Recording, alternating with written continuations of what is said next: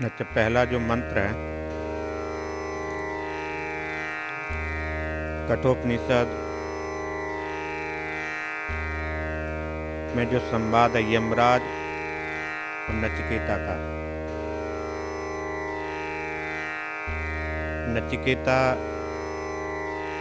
उद्दालक ऋषि के पुत्र हैं, बेटे हैं। उसका जो संवाद है उसको कठोपनिषद में वर्णन किया गया।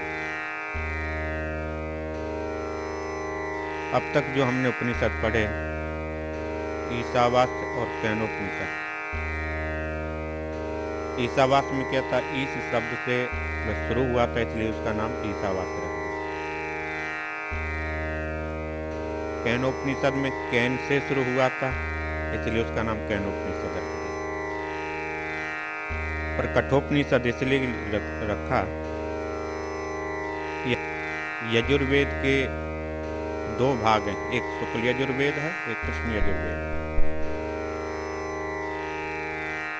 हमारे जिधर हम लोग रहते हैं, ज़्यादातर नॉर्थ इंडियन ही हम लोग, वहाँ पर शुक्ल यजुर्वेद ज़्यादा चलता है।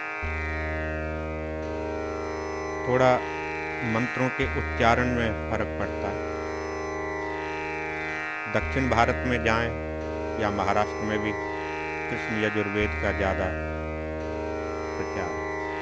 मंत्र लगभग वही है, मंत्रों में इतना फर्क नहीं है, थोड़ा सा उच्चारण बोलने में फर्क आ जाता है। तो कृष्ण यजुर्वेद की जो कच्छ शाखा है उसकी शाखाएं अलग अलग हैं।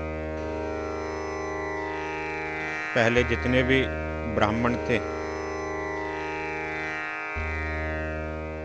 आज भी कुछ अच्छे जो ब्राह्मण हैं, जो अच्छे का मतलब जो वेद का पालन करते हैं, वेदों का जो अध्ययन करते हैं, पढ़ते हैं,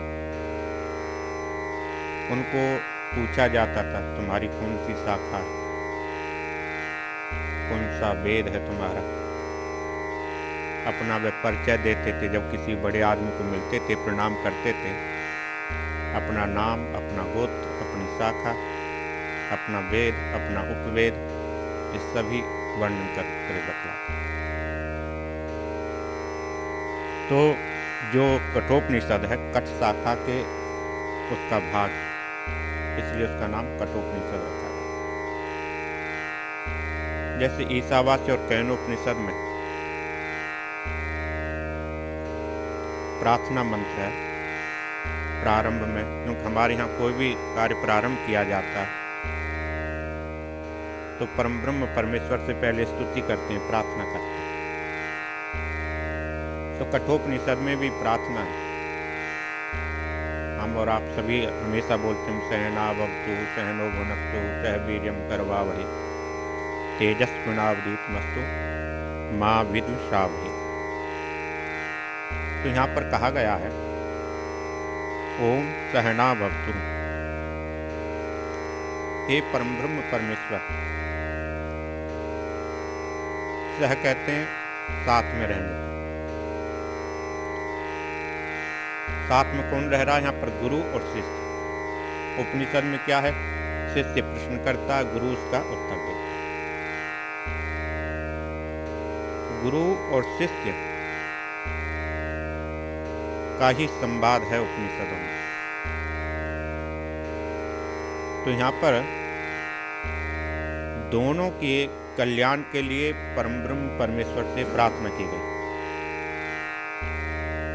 सहना भवतु, साथ साथ, अवतु क्या होता है, रक्षा करें। गुरु और शिष्य की, हे परम ब्रह्म परमेश्वर आप हमारी रक्षा करें।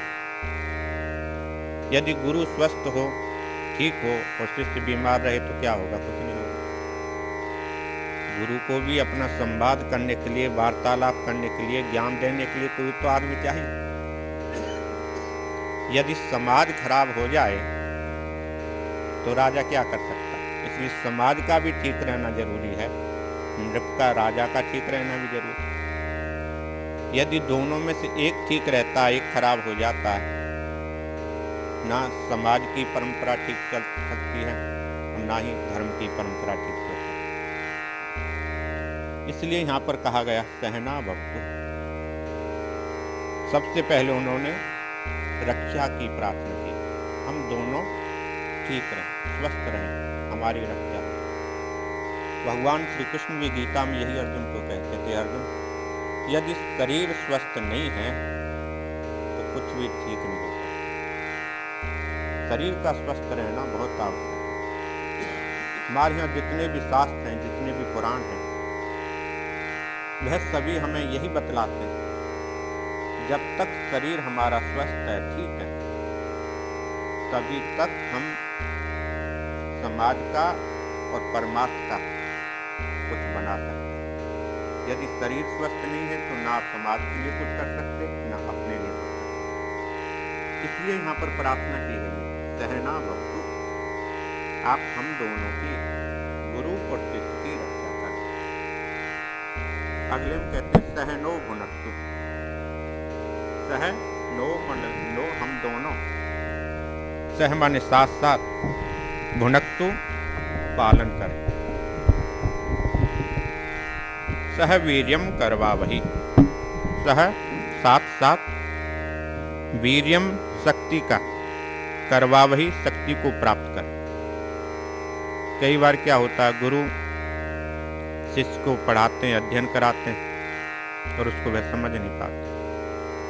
इसलिए शिष्य भी कह रहा है मेरी बुद्धि भी प्रखर होनी चाहिए, तेज होनी चाहिए। यदि तीव्र बुद्धि मेरी ना हुई तो क्या होगा, वीर्यम करवावहि, जो शक्ति गुरु से प्राप्त हो रही है वह मुझे प्राप्त हो नहीं पाए। इसलिए क्या है, दोनों का ही तेजस्वी होना अति आवश्यक है। यदि दोनों में से एक तेजस्वी होता है तब भी ठीक नहीं। तेजस्विनावधीतमस्तु।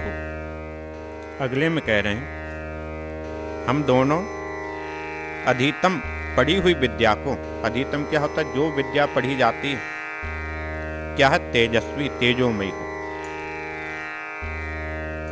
गीता में हम पढ़ रहे थे कि कई बार लोग पढ़ते हैं, उसको ज्ञान के लिए नहीं पढ़ते। किसके लिए पढ़ते हैं, बहस करने के लिए। एक ज्ञान को प्राप्त करना एक अलग है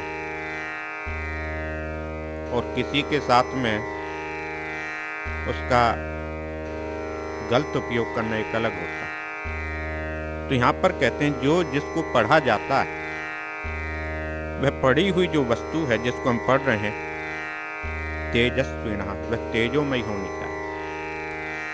तेजोमयी क्या होता है, जैसे सूर्य की किरणों से प्रकाश हमें प्राप्त होता है। जैसे ही सूर्य निकलता है वह अंधकार को अपने आप समाप्त कर देता है। वह सूर्य यह नहीं देखता इस कमरे में 1000 साल से अंधकार है या एक दिन से अंधकार है। कितने भी समय से कहीं अंधकार क्यों ना हो, सूर्य की किरणें उस अंधकार को अपने आप समाप्त कर देती। जब समाप्त अंधकार हो जाएगा तो प्रकाश अपने आप हो जाता है। ज्ञान वह होना चाहिए जो हमें प्रकाश दे सके। और यदि हम कुतर्क करने लगें, किसी से बहसने लगें, वह ज्ञान नहीं होता। तो इसलिए यहाँ पर गुरु और शिष्य परम ब्रह्म परमेश्वर से प्रार्थना कर रहे हैं, इस प्रकार का हमको ज्ञान प्राप्त हो। कैसा हो, जो तेजस्वी हो, तेजोमयी हो। माँ विद्मश्रावहि। अगले में कह रहे हैं जब तेजोमयी ज्ञान होगा तो अगले मंत्र का जो शब्द है क्या कह रहा, माँ विद्मश्रावहि, हम दोनों विद्वश्रावहि, द्वेष ना करें, किससे, आपस में, परस्पर। यदि ज्ञान की प्राप्ति हो जाती है तो द्वेष अपने आप समाप्त हो जाता है। जब तक ज्ञान की प्राप्ति नहीं होगी, द्वेष यानी ईर्ष्या वह समाप्त नहीं हो सकती। इसलिए विद्मश्रावहि कि हम दोनों का जो परस्पर है, आपस में द्वेष ना हो किसी भी प्रकार। कई बार समाज में क्या होता है कि शिष्य अधिक ज्ञान प्राप्त कर लेता है, तपस्या कर लेता है, उसका नाम अधिक हो जाता है। यदि उसका अधिक नाम हो गया फिर गुरु और शिष्य में द्वेष होना अच्छा नहीं। तो इसलिए कह रहे हैं माँ विद्मषावहि, हम दोनों में किसी भी प्रकार का किसी भी स्थिति में द्वेष नहीं होना चाहिए। समाज की दृष्टि से हम देखें, पिता और पुत्र, जिस प्रकार गुरु और शिष्य का आपस में संबंध होता है, वही संबंध पिता और पुत्र में होना चाहिए। यदि पिता और पुत्र में गुरु और शिष्य जैसा संबंध नहीं है तो क्या है कि वहां पर कहीं ना कहीं कुछ कमी रहती है। इसलिए अब कठोपनिषद का प्रारंभ करते हैं। ओम ऊषण हावहि वाजस्रवशः सर्ववेदसं ददौ तस्य हा नचिकेतः नाम पुत्र आशः। ऊषण कहते हैं जो यज्ञ का फल चाहते हैं, कि अधिकतर जो यज्ञ किए जाते हैं वह किसी फल की प्राप्ति के लिए, चाहे वह स्वार्थ की पूर्ति के लिए हो, अपनी मन की कामना की पूर्ति के लिए हो, या स्वर्ग की प्राप्ति के लिए। तो यहां पर कह रहे हैं ऊषण मतलब यज्ञ फल चाहने वाले, हा वही, हा कहते हैं निश्चय पूर्वक, जैसे कैनोपनिषद में कहा था, गुरु अपने शिष्य को समझाते थे, हा निश्चय पूर्वक, जिसको बहुत बल से कहा जाए, निश्चय पूर्वक वाजः सर्वशः, वाजस्रवा नाम के ऋषि हुए। वाजः सर्वशः, वाज कहते हैं अन्न को, और सर्व होता है जिसका प्रसिद्धि हो जाए, यश फैल जाए। मतलब वाजस्रवा ने इतने यज्ञ किए, उनका नाम वाजस्रवा पड़ गया। उसके पुत्र वाजस्रव उद्दालक, यानी उद्दालक जो हुए, सर्ववेदसम ददौ, सर्ववेदसम, उन्होंने एक यज्ञ किया, उस यज्ञ का नाम था विश्वजित। उस विश्वजित यज्ञ में क्या होता है कि आपको अपनी वस्तु दान करनी होती है, और दान भी वह वस्तु की जाती है जो आपको अधिक प्रिय है, यानी अमूल्य जो वस्तु है जिसका कोई मूल्य नहीं, अधिक से अधिक जो है दान उसमें करना पड़ता है, यानी एक प्रकार से सब कुछ दान कर देना पड़ता है। इस प्रकार का यज्ञ प्रारंभ हुआ, और पूर्व काल में ऐसा ही होता था, बड़े बड़े राजा लोग ऐसा यज्ञ करते थे, जहाँ पर सब कुछ वे दान कर देते थे। तो उन्होंने भी, उद्दालक ने भी इस यज्ञ का प्रारंभ किया। उस यज्ञ में दान करना उन्होंने ददौ, ब्राह्मणों को दान दिया, क्योंकि दान देना पड़ता है। यज्ञ क्या होता है? देना होता है। यज्ञ में दो वस्तुएं, देवताओं को प्रसन्न करना और ब्राह्मणों को प्रसन्न करना। यदि दो में से एक प्रसन्न होता है, एक प्रसन्न नहीं होता, तो यज्ञ पूरा नहीं होता। सीधा सा यज्ञ की दो ही परंपरा है। युंज धातु से यज्ञ, वहां पर आहुति देनी है, देवताओं को प्रसन्न करना, ब्राह्मणों को दान देना है, ब्राह्मणों को प्रसन्न करना।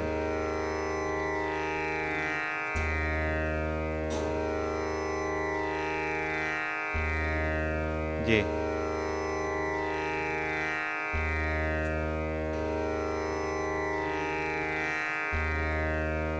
नहीं, यह जो यज्ञ है, ये फल की कामना के लिए, फल की कामना के लिए जो यज्ञ किया जाता है, उसकी यह बात कर रहे हैं। उस यज्ञ की यह बात नहीं कर रहे जो जहाँ पर कुछ नहीं आपको चाहिए। हाँ, तो उस यज्ञ में तस्य नचिकेता नाम पुत्राश्रह, तस्य माने उस उद्दालक ऋषि का नचिकेता नाम का पुत्र आस था। तो सीधी सी बात है, जब यज्ञ कर रहे हैं, उस यज्ञ में पहले जो समय में, आजकल का तो समय कुछ बदलता जा रहा, अलग अलग ब्राह्मण होते थे। कुछ मंत्र बोलते थे, कुछ उनका साथ देते थे, कुछ ऐसे होते थे मंत्र गलत ना पढ़ दें, उनको सिर्फ देखने के लिए बैठे होते थे, और यजमान क्रिया जो कर रहा है वह गलत ना कर दे। उनका काम और कुछ नहीं होता था, बैठ करके वह देखते। करने वाला जो ब्राह्मण है, आचार्य है, उससे कोई त्रुटि ना हो जाए, गलती ना हो जाए, हो गई तो वो बतलाएंगे।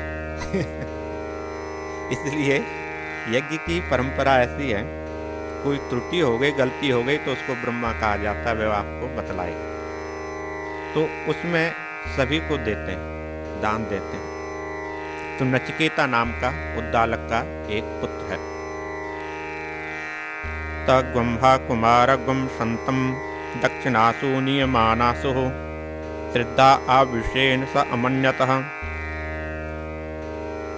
कहते हैं जब यज्ञ समाप्त हो गया, यज्ञ की समाप्ति के बाद में दक्षिणासु नियमानासु, दक्षिणासु दक्षिणा देने के लिए, नियमानासु पूर्व काल में क्या था कि पशुधनी होता था, जिसके पास में अधिक पशु हैं, अधिक गऊ हैं, वही धनाढ्य होता था, और इसीलिए गऊओं का दान करते थे। और तो कुछ दान देने के लिए होता नहीं, या पृथ्वी का दान था या गऊ का दान। दो ही दानों का वर्णन पहले आता है, या तो पृथ्वी दान दिया करते थे राजा लोग, या गऊ दान दिया करते थे, क्योंकि दो ही वस्तुएं दान देने के लिए होती थी।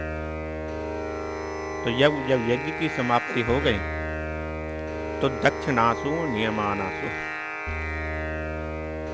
ब्राह्मणों को दक्षिणा के रूप में देने के लिए उद्दालक ऋषि क्या है, गऊओं को लेकर के आ रहे।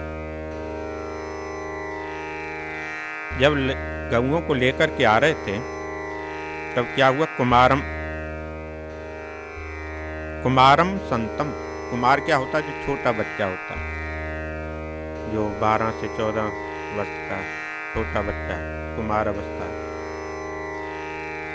अभी कुमारम संतम कहते हैं कि छोटा सा बालक संतम होने पर भी,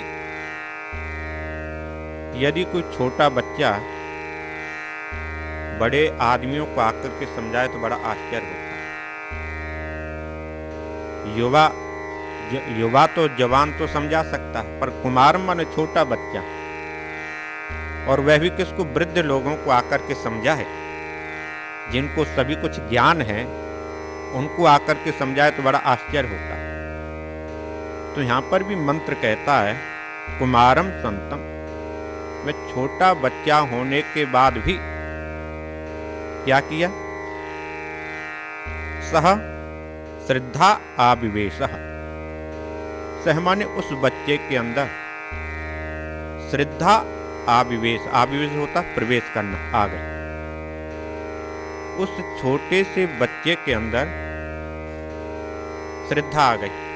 कौन सी श्रद्धा, जो श्रद्धा वहां पर किसी के नहीं आई थी। जब उन्होंने यज्ञ कर रहे थे उद्दालक, अकेले पिता पुत्र और ब्राह्मण ही तो नहीं थे, और भी वहां पर बहुत बड़े लोग होंगे।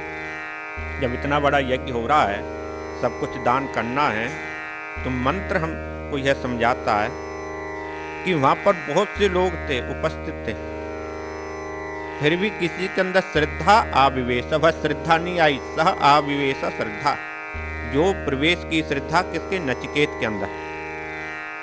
और जब श्रद्धा हुई, सह, जब श्रद्धा आने पर उनके अंदर क्या हुआ, आविवेश, जब श्रद्धा आ गई, अमन्यतः वह विचार करने लगे। क्या विचार करने लगे कि वह उद्दालक जो ऋषि हैं, जिन गऊओं का वह दान कर रहे हैं, वह गऊएं ठीक नहीं। नचिकेत छोटा सा बच्चा सोच रहा है, शास्त्र कहते हैं दान वह वस्तु की जाती है जिसका उपयोग होता है, जिसका उपयोग ना हो, जो वस्तु प्रयोग में ना आए, उस दान का तो कोई लाभ नहीं। खेत में फसल है, पानी दो तब तो लाभ है, और खेत में फसल ही नहीं है तो कितना भी पानी देते रहो। खेत तो खेत है, परंतु उसमें कुछ बोया हुआ है, तब उसमें हम पानी देते हैं तो लाभ होता है। और बिना बीज डाले हुए उस खेत में हम पानी देते रहे, कोई लाभ होगा? फिर हम सोचें भाई इसकी प्यास बुझ रही है, खेत की चिल में पानी दे रहा, उसका तो कोई लाभ नहीं, कोई प्रयोजन नहीं। इसलिए उसने विचार किया, छोटे से बच्चे ने, मेरे पिता जिस वस्तु का दान कर रहे हैं यह उचित नहीं है, ठीक नहीं है। क्यों? अगले मंत्र में कह रहे हैं क्यों नहीं ठीक नहीं। पीतोदकः जगद तृणः दुग्ध दोहा निरिंद्रियाः अनंदा नाम ते लोकः तास्तगच्छति ताददत्। पीतोदकः मतलब जिन गऊओं का वे दान कर रहे थे, कैसी गऊएं थी? बहुत वृद्ध थी, यानी बूढ़ी थी। शास्त्र कहता है दान उस वस्तु का किया जाता जो आपको सबसे प्रिय है, अच्छी है। और प्रिय वस्तु वही होती है जो आपके उपयोग में आती है। जो आपके मन को अच्छी नहीं लगती, उस वस्तु का कभी दान नहीं किया जाता, उसका कोई लाभ नहीं, कोई प्रयोजन नहीं। अब नचिकेत यहां पर देख रहा है वह कैसी गऊएं हैं जिनका वह दान कर रहे हैं। पीतोदकः, पता नहीं कल को पानी पिएंगे कि नहीं पिएंगे, पी चुकी है समझो। जगद तृणाः, घास खाना भी लगभग उनका समाप्त साई हो गया, जीर्ण शीर्ण हो चुकी। दुग्ध दोहा, अब दूध नहीं देगी तो उस गौ का क्या दान करना? अब उसके पास में बच्चा है और उसके बाद में वह दूध देना बंद कर दे, अगली बार बच्चा ना हो तो उस गौ का भी दान देने का क्या लाभ? निरिंद्रियाः, निरिंद्रिय मन जिसकी इंद्रियां नष्ट हो चुके हैं, यानी आगे दूध भी नहीं देगी, बच्चे भी नहीं देगी, इस प्रकार की गऊओं का वह दान कर रहे हैं। तो उन्होंने विचार किया, ददत् तहा, जिन गऊओं का वह दान कर रहे हैं वह निरर्थक है, बेकार है।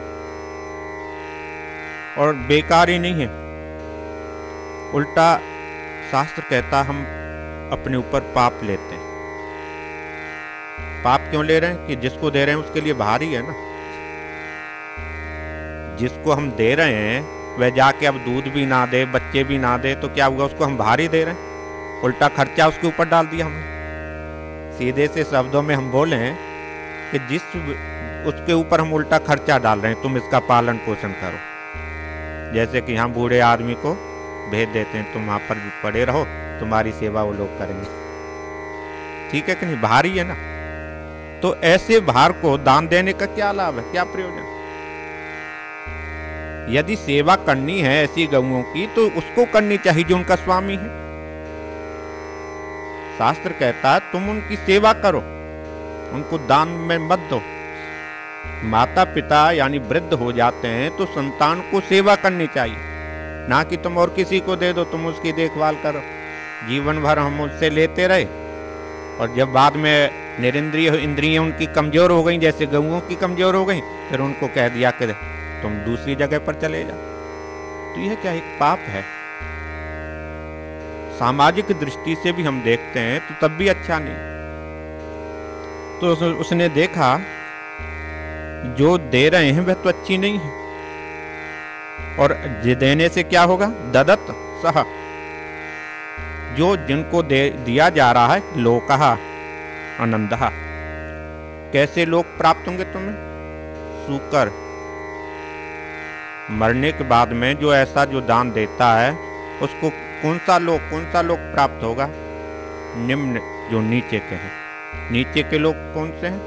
यहाँ पर हमको दूसरी निकृष्ट योनि में जन्म लेना पड़ता है, पशु बनना पड़ेगा, पक्षी बनना पड़ेगा। शास्त्र कहता है कि तुम मनुष्य होने के बाद पशु और पक्षी की योनि में जाओ तो इससे अधिक मूर्खता क्या हो सकती है? व्यक्ति को ऊपर उठना चाहिए, ना कि नीचे गिरना चाहिए। मनुष्य शरीर प्राप्त करने के बाद नचिकेत सोच रहा है, और वह भी ऐसे महान जो मेरे दादाजी थे, जिन्होंने सब कुछ दान कर दिया था, जिनका बहुत नाम है, यश है, जिनके नाम के कारण ही उनका नाम वाजस्रव पड़ गया, उसके ये पुत्र हैं और वह ऐसा काम कर रहे हैं। उनको नीचे की योनि में जाना पड़े, यदि पुत्र अपने पिता को नहीं कहेगा तो अच्छा नहीं। पुत्र वही है जो अपने पिता को बुरे कामों से रोक सके। यदि पुत्र अपने पिता को कहे ठीक है तू नरक में चला जा, तो यह तो कोई अच्छी बात नहीं ना। और हमारे यहाँ तो कहा गया पुंग इति नरक नाम, पुंग नामक नरक से पार लगाने वाले को ही पुत्र कहते हैं। नचिकेत ने विचार किया, मैं इनका पुत्र हूं और मेरे पिताजी नरक में जाएं, सूकर कूकर की योनि में जाकर के जन्म लें, तो ये तो अच्छी बात नहीं। इसलिए मुझे उनको क्या होगा, बतलाना पड़ेगा। क्या है? तान गच्छति ही, अपने पिताजी को जाकर के मैं बतलाऊंगा, जो तुम कर रहे हो, तुमको सूकर कूकर की योनि में जाकर के जन्म लेना पड़ेगा, ये अच्छी बात नहीं। तो अगले में कहते हैं, सह उवाच पितरम तत्कस्मै माम दास्यति द्वितीयं तृतीयं तम होवाच मृतवे त्वा ददामीति। छोटा बच्चा बड़े आदमी के पास जाता है तो उसको कुछ पूछे, बार बार पूछे, तो कई बार क्या होता है कि वह क्रोधित हो जाता है। उद्दालक ऋषि तो अपने मस्ती में थे कि कितनी गौएं जीर्ण शीर्ण जो गायें चली गईं, उनका तो ध्यान उसमें था, उनका ध्यान तो इसमें था कि कितनी गौएं रह गई हैं मेरी जो दूध नहीं देंगी, कितने दिन और जीवित रहेंगी। और आकर के नचिकेत उनको हिला रहा है बार बार। नचिकेत जब हिला रहा, तो नचिकेत ने भी जब देखा कि मेरे पिताजी जब मेरी बात पर ध्यान नहीं दे रहे, तो उसको भी क्रोध आ गया। नचिकेत छोटे बच्चे को भी क्रोध आ गया। क्रोध में वह क्या कह रहे हैं, सहवाच, सहमन वह नचिकेत, उवाच बोला, पितरम तत्कस्मै माम दास्यति। अपने पिता से क्या बोला, कस्मै माम दास्य इति, आप मुझे किसको दोगे। जब कोई बच्चा अपने माता पिता से आकर के पूछे आप मुझे किसको दान में दोगे या किसको दोगे, तो माता पिता के कान खड़े हो जाते हैं, क्योंकि वह उससे प्यार करते हैं। अपनी जो प्रिय वस्तु है वह आकर के कानों में कोई बात डाले तो आदमी का जो ध्यान है उसकी तरफ चला जाता है। अब तक तो उद्दालक यही सोच रहे थे कितनी गऊएं चली गईं, कितनी रह गईं, इसी ध्यान में थे। और नचिकेत छोटे से बच्चे ने अपने पिताजी से पूछा कि आप मुझे किसको दोगे। पहली बार कहने पर भी उद्दालक का ध्यान नहीं गया। द्वितीयम, दूसरी बार फिर उसने पूछा आप मुझे किसको दोगे, फिर भी नहीं बोला। तृतीयम, फिर तीसरी बार बोला कि आप मुझे किसको दोगे। जब नहीं हटा तो उसने क्या कहा, मृतवे त्वाम ददामीति। उद्दालक अपने पुत्र को कह रहे हैं मैं तुझे मृत्यु को देता हूं, यानी यमराज को देता हूं। आप विचार करें, एक ऋषि है उद्दालक, ज्ञानी है, तपस्या की है, शास्त्रों को उसने पढ़ा है, फिर भी उसका जो मन है कहां पर है, संसार की उस माया में पड़ा हुआ है जो माया नरक की तरफ लेकर के जाती है। और उस माया में पड़े होने के कारण ही वह अपने पुत्र को कहते हैं जैसे माता पिता क्रोधित होकर अपने बच्चे को कहें चल हट, दूर हट जा, वैसे वो कहते हैं चल मैं तुझे यमराज को देता। जब उसने ऐसा कहा तो नचिकेत को बड़ा आश्चर्य होता। नचिकेत ने सोचा मेरे पिताजी ने मुझे बोला कि चल मैं तुझे यम को देता हूं, मृत्यु को देता हूं। वह मन में सोचने लगा ऐसा क्यों कहा कि एक जो संतान ऐसी होती है बहुत अच्छी है, माता पिता के लिए सबसे प्रिय। एक बच्चा ऐसा है, 4-5 बच्चे हैं, 4-5 में से चलो 2 ज्यादा प्रिय हैं या बीच में रख लेते हैं इसको, तीसरे स्थान पर है, दूसरे स्थान पर।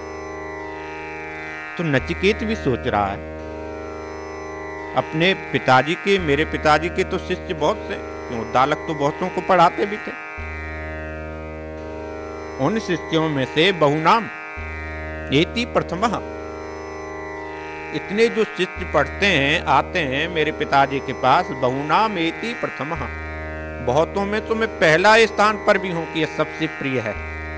जैसे पिता कहता है या गुरु अपने शिष्य को कहता है यह सबसे अच्छा लड़का, बहुनाम एति प्रथमः।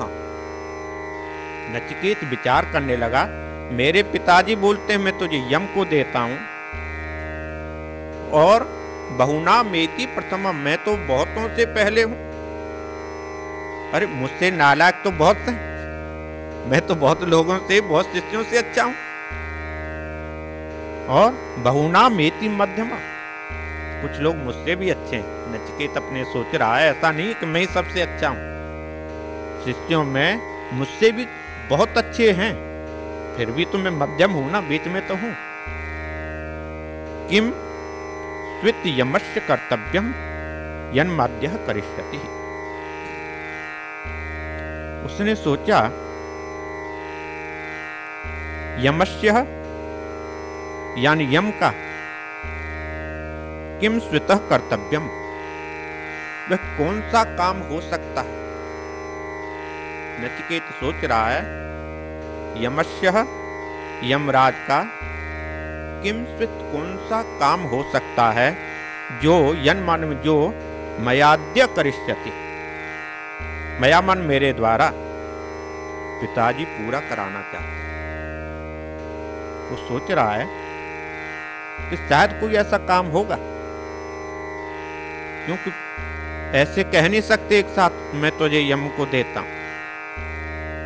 तो नचिकेत विचार करने लगा कौन सा ऐसा काम है जिस काम को पिताजी मुझसे कराना चाहते हैं, क्योंकि सीधा तो कह नहीं सकते जा मैं तुझे मार देता हूं। सीधे से शब्दों में कहा जाए तो मतलब तो यही होता है, परंतु नहीं। नचिकेत वहां पर विचार कर रहा है कुछ शिष्यों में तो मैं प्रथम हूं, कुछ के मध्य में हूं, इसलिए कुछ ऐसा कार्य होगा, काम होगा जिसके कारण पिताजी मुझसे यह काम कराना चाहते हैं, वह भी यम का। अनुपश्यत यतः पूर्वे प्रतिपश्यत तथा परे। अब यहां पर देखिए वह छोटी अवस्था का नचिकेत अपने पिताजी को समझा रहे हैं। उद्दालक ऋषि को क्या समझा रहे हैं? अनुपश्यत यतः पूर्वे, हे पिताजी आप इतने क्रोधित क्यों हो रहे हैं? क्यों? भगवान श्री कृष्ण गीता में कहते हैं काम क्रोध लोभ क्या है? मनुष्य की इंद्रियों को बाहर की तरफ ले जाता, उसका ज्ञान जो है ढक जाता है। कितना भी ज्ञानी क्यों ना हो, काम जब मन में पैदा हो गया, क्रोध पैदा हो गया, लोभ पैदा हो गया, तो ज्ञान क्या है? पीछे सब चला जाता। तो नचिकेत ने भी देखा मेरे पिताजी की आज स्थिति अच्छी नहीं है, उनको थोड़ा समझाना पड़ेगा। और वह कैसे समझा रहे? अनुपश्यत यथा पूर्वे, यथा माने जिस प्रकार, पूर्वे माने हमारे पूर्वजों ने, अनुपश्य जो हमारे पूर्वजों ने पिताजी किया है उस पर थोड़ा विचार करके तो देखो। आप किसके पुत्र हो। गांवों में भी ऐसा ही होता था ना, कोई गलती करता था तो समाज के लोग यही बोलते थे, उसके पिता का नाम इसने खराब कर दिया, यही कहा जाता ना। यदि दादा का नाम होगा तो दादा का नाम खराब कर दिया। गांवों में भी आज ऐसे ही कहा जाता, क्योंकि वहां गांव में उसके परिवार को जानते थे, शहरों में किसी को जानते नहीं, इसलिए कह नहीं सकते। ठीक है कि नहीं? तो यहां पर कह रहे हैं नचिकेत, पिताजी आप विचार करके देखो आप किस परंपरा से हो। आपकी यह परंपरा नहीं, आपकी जो परंपरा है विद्वानों की परंपरा है, ज्ञानियों की परंपरा है, दानियों की परंपरा। यहां पर सब कुछ दान कर देते थे, विद्वान थे, ज्ञानी थे, परमब्रह्म परमेश्वर को समझने की जिनके अंदर क्षमता थी, उस आप वंश से चले आ रहे हो। आप विचार करके देखो आप कौन। और प्रतिपश्य तथा परे, आप दूसरों पूर्व काल का भी देखो और अब का भी देखो, आज का समाज कैसा है। जो समाज में दो प्रकार से काम करने पड़ते हैं, एक तो आपको जो परंपरा चल रही है उसको देखते हैं, और कुछ परंपरा को जब बदलते हैं तो उसको देख करके करना पड़ता है। तो यहां पर भी नचिकेत कह रहे हैं अपरे तथा प्रतिपश्य, जो आजकल दूसरे लोग कर रहे हैं उनको देखो।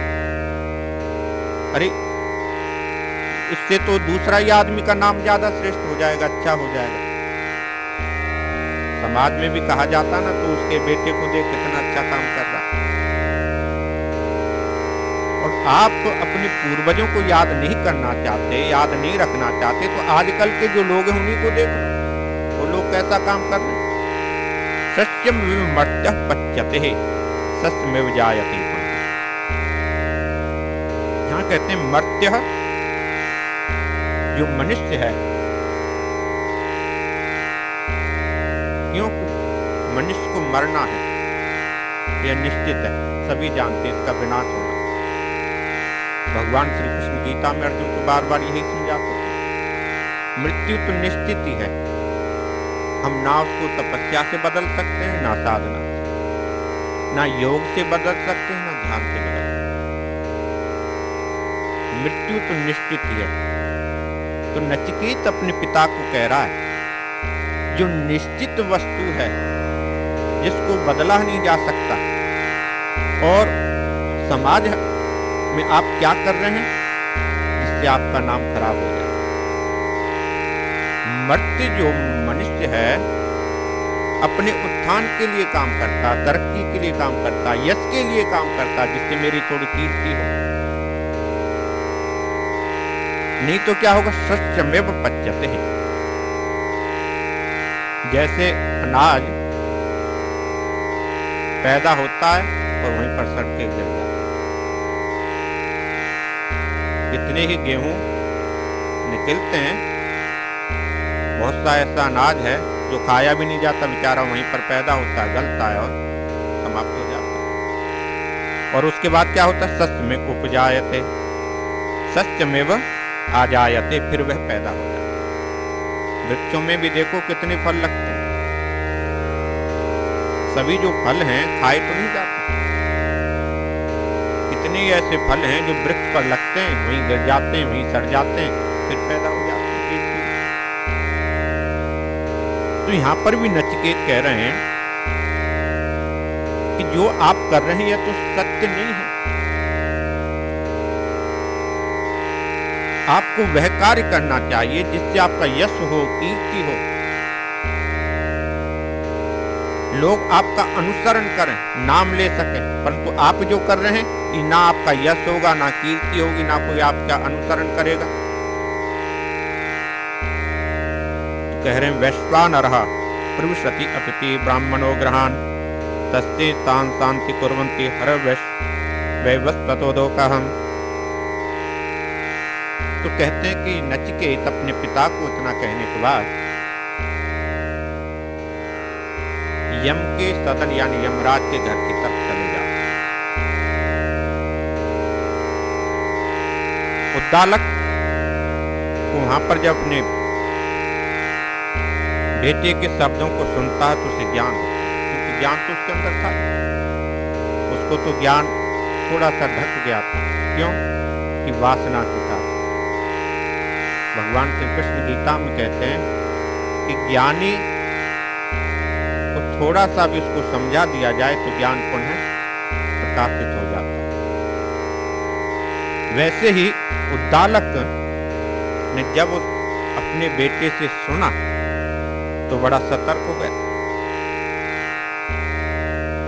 कि मेरा बेटा मुझे ज्ञान की तरफ लेकर के जा रहा है। नचिकेत ने अपने पिता से आज्ञा ले ली, क्योंकि आपने मुझे कहा कि मैं तुमको यम को दूंगा, इसलिए मुझे यमराज के पास अब जाना होगा। यदि पुत्र अपनी पिता की आज्ञा का पालन ना करे तब भी अच्छा नहीं, इसलिए मुझे वहां पर जाना होगा। तो कहते हैं कि वहां पर जिस समय यह गए थे, तीन दिन तक जो है नचिकेत भूखे और प्यासे यमराज के द्वार पर ही बैठे। क्यों बैठे रहे? कि यम वहां पर उस समय नहीं थे। यानी यमराज 3 दिन तक उनको नहीं मिले। उनके जो पत्नी थी या उसके जो दूसरे मंत्री थे वही उनसे बात करते रहे। तो 3 दिन जब हो गए तो यम से उनकी पत्नी कहती है, एक छोटा सा बच्चा द्वार पर आकर के बैठा हुआ है और उसको बैठे हुए भी 3 दिवस हो गए। और पूर्व काल में यह था, अतिथि नाराज हो जाए तो बहुत बड़ा पाप। अतिथि क्या होता? ना अतिथि, जिसकी कोई तिथि नहीं है आने की उसको अतिथि कहते हैं। ऐसा नहीं है टेलीफोन करके आओ उसको अतिथि कहते हैं। अतिथि का मतलब है जिसके आने का कोई निश्चित नहीं है, तिथि नहीं है कोई। शरीर से लोग मतलब हाँ, कुछ ऐसे लोग हैं जो सीधा उनसे बात कर सकते हैं, जैसे नारद जी थे। नारद जी का भी आता है प्रसंग। कुछ लोग जो हैं अपनी साधना के द्वारा उनसे बात कर सकते हैं, तो उसमें नचिकेत भी है। तो नचिकेत जब वहां पर पहुंचा और 3 दिन तक एक व्यक्ति भूखा रहे, प्यासा रहे, तो बड़ा आश्चर्य होता है। और जहां पर अतिथि की सेवा करना बहुत बड़ा धर्म। तो उनकी धर्मपत्नी कहती हैं, वैश्वानरः प्रविशति अतिथि ब्राह्मणो गृहाण।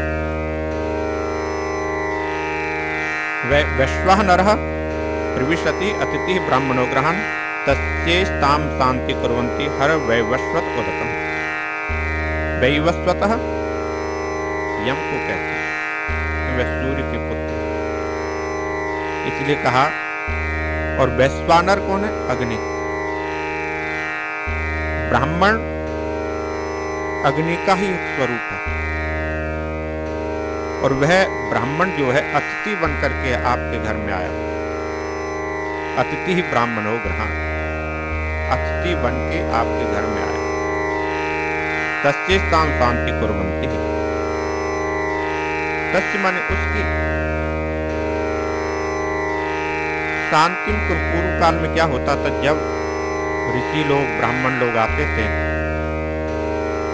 उनका पूजन किया जाता था। आज भी भारत में ऐसी परंपरा है। भोजन कराने के लिए उनके हाथों को धो, पैरों को धो, तब जाकर के उनका भोजन कराते। और पूर्व काल में क्या था, जो भी अतिथि आता था अपने से बड़ा, उनका सम्मान करते थे। उनके सम्मान करने की परंपरा थी। उनका पूजन करना, अच्छी तरह से हाथ पैरों को धोना, उनका स्वागत करना, ये एक परंपरा। तो वह भी कह रही है यम से, वह जो अतिथि आए हुए हैं ब्राह्मण हैं, अग्नि का स्वरूप हैं ब्राह्मण, आप उनका जाकर के अर्घ यानी पूजन कीजिए, हाथ पैर उनके जाकर के धोइए। आशा प्रतिक्रिय संगत शून्यताचः इष्टः पूर्तेः पुत्र पशुश्च सर्वं एतद् भुङ्क्ते पुरुषस्य अल्पमेधसः यष्टानस्य वसति ब्राह्मणो। तो यहाँ पर कहते हैं 3 दिन से एक व्यक्ति भूखा बैठा हुआ और वह भी एक ब्राह्मण। साधारण अतिथि भी यदि घर में भूखा रहे तब भी क्या है, अच्छी बात है, उसके पुण्य कर्म समाप्त हो जाते हैं।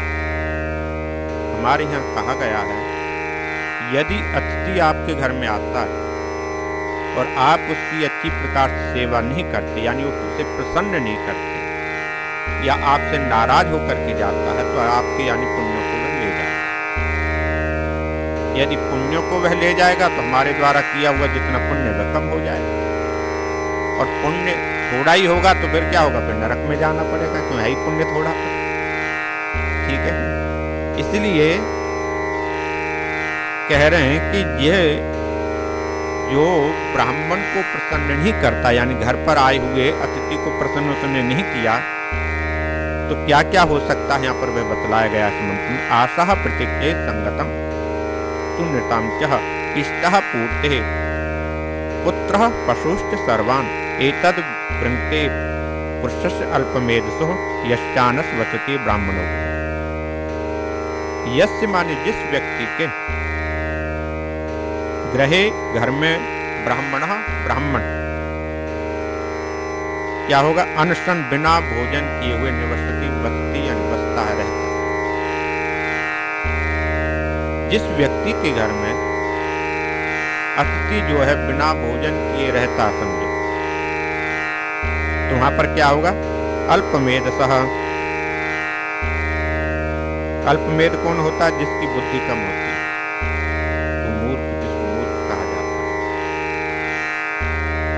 अल्पमेधसः उस मूर्ख व्यक्ति के लिए आशा प्रतीक्षा है। आशा माने नाना प्रकार की जितनी भी प्रतीक्षा हैं, आशाएं हैं,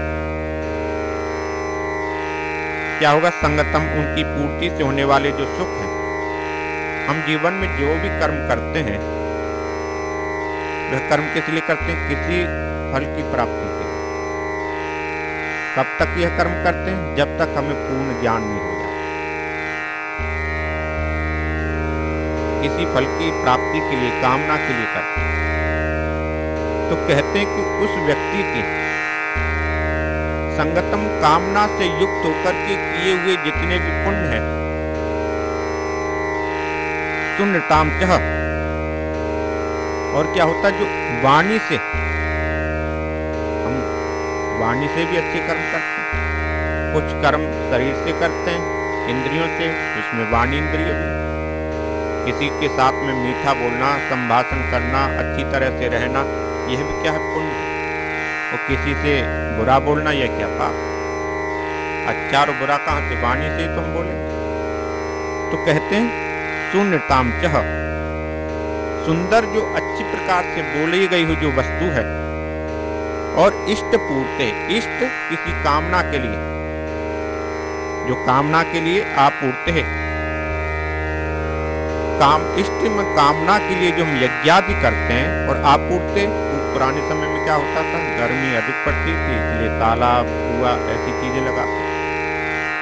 पूर्व काल में क्या था, यह बहुत बड़े दान, जल का दान करना, गर्मियों में तालाब बनाना, कुआं बनाना, यह दान। तो इसलिए कहते हैं इष्ट आपूर्ति। इष्ट क्या है, कामनाओं की पूर्ति के लिए किया गया यज्ञ, और आपूर्ति मनुष्यों को प्रसन्न करने के लिए या पशु पक्षियों को प्रसन्न करने के लिए बनाए गए कुएं, तालाब आदि जो भी हैं, क्या होता है, सर्वान, जितनी भी चीज हैं, पतु जितने भी हैं, क्या है, पुत्र पशुश्च, समस्त उसके पुत्र और पशु, एतद् वृङ्क्ते, इन सबको वह नष्ट कर।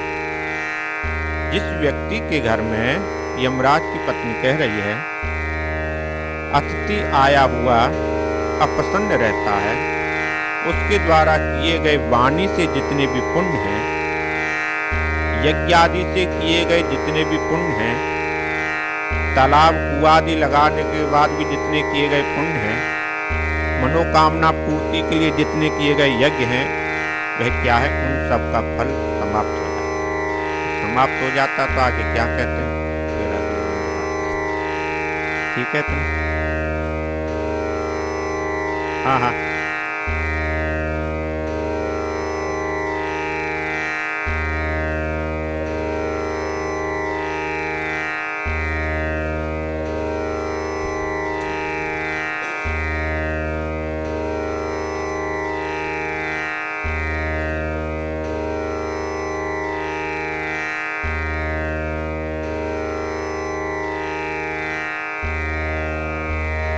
तीन रात तक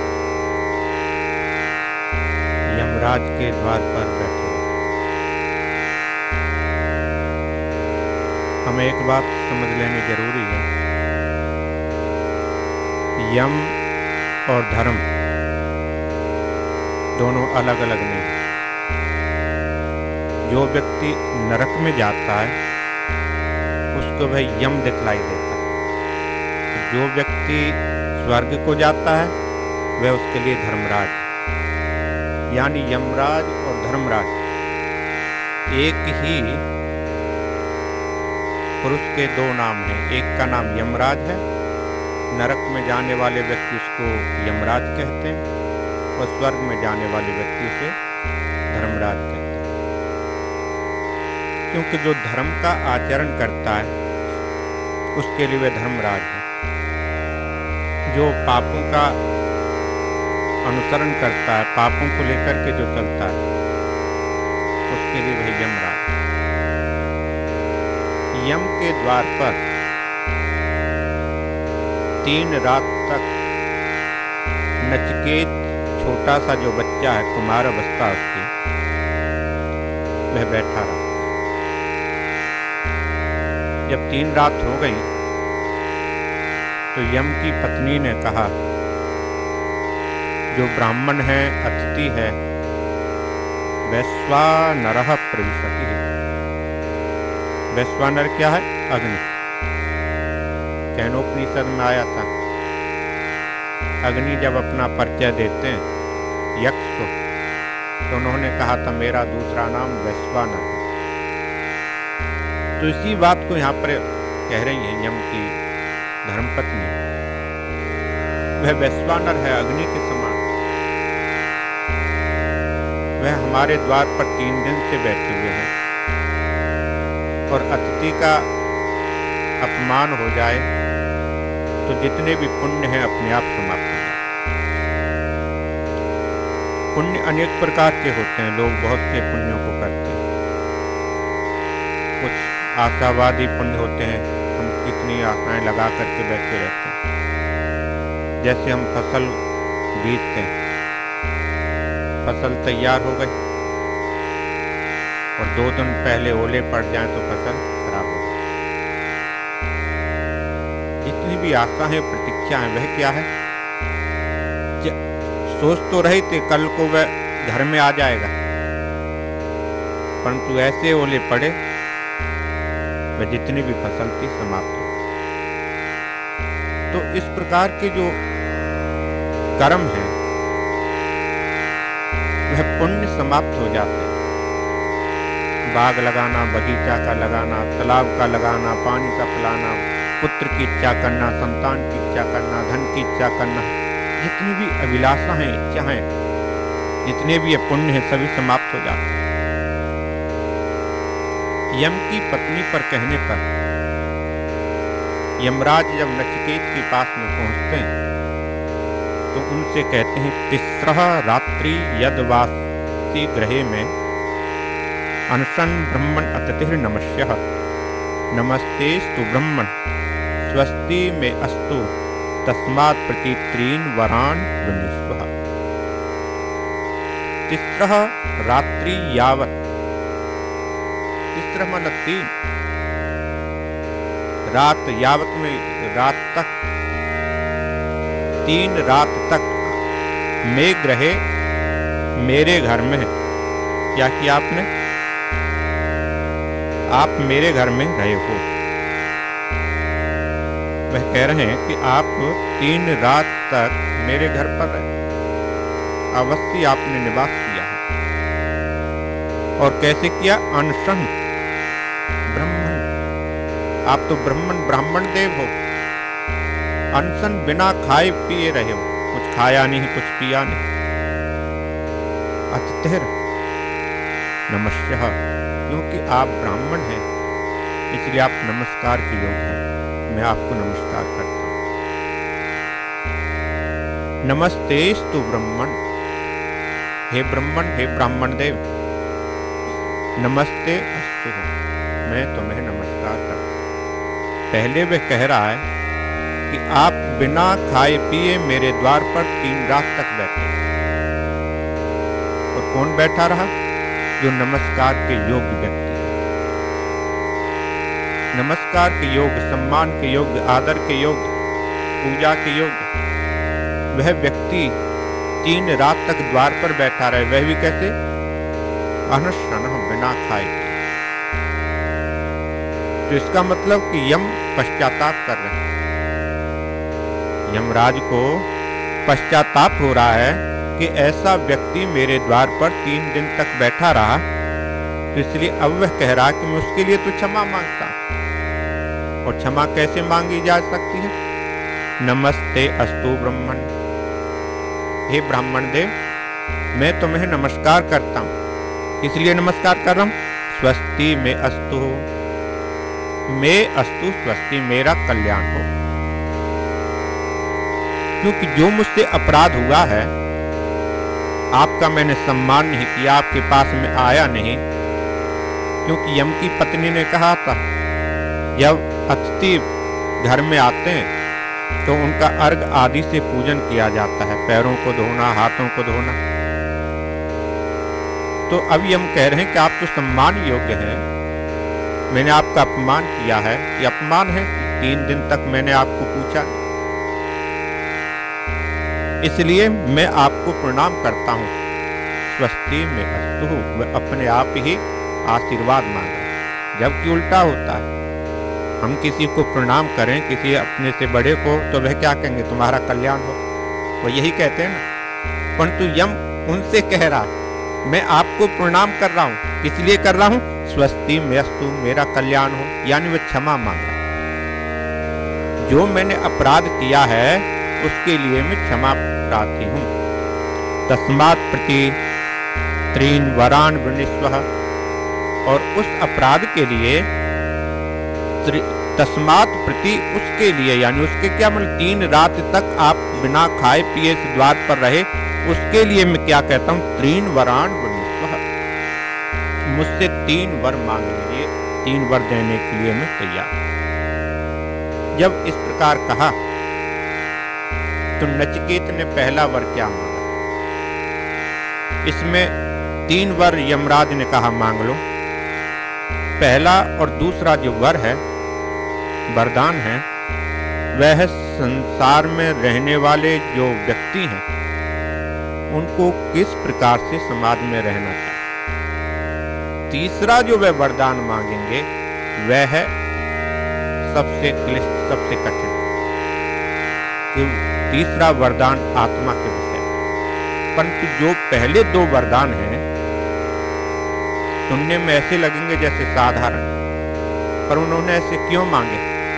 कि समाज को सुरक्षित रखने के लिए भी कोई चीज होती है। यदि समाज हमारा अस्त व्यस्त हो जाए, समाज खराब हो जाए, परिवार खराब हो जाए, देश खराब हो जाए, तो क्या होगा? तो कोई लाभ नहीं होगा। समाज भी सुरक्षित रहे, परिवार में भी शांति रहे, और इन दोनों चीजों के रहते हुए व्यक्ति अपना कल्याण करे, तब उसकी श्रेष्ठता होती है। क्यों भगवान श्री कृष्ण भी गीता में यही कहते हैं कि व्यक्ति अपनी जिम्मेवारियों को छोड़कर के सन्यासी बन जाए, यह उसकी महानता नहीं है। अपने कर्तव्य का पालन करते हुए जो मुझे प्राप्त करता है वही व्यक्ति उत्तम है। गीता में भगवान यही कहते हैं सीधे से शब्द। तो इसलिए जो 2 ये वरदान मांगे गए हैं, हमें समझना होगा वह समाज को ठीक रखने के लिए, राष्ट्र को ठीक रखने के लिए है।